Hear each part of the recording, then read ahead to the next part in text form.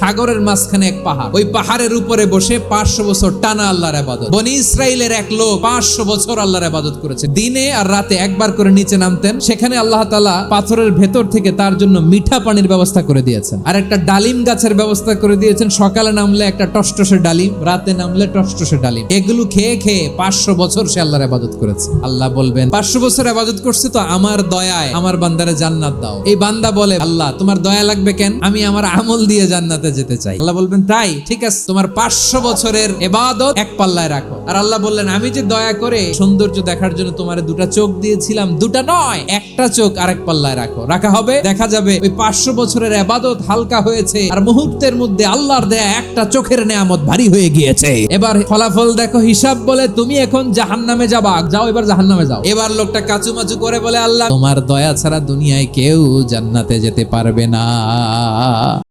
সবাই বলেন সুবহানাল্লাহ। নতুন ভিডিও পেতে সাবস্ক্রাইব করুন।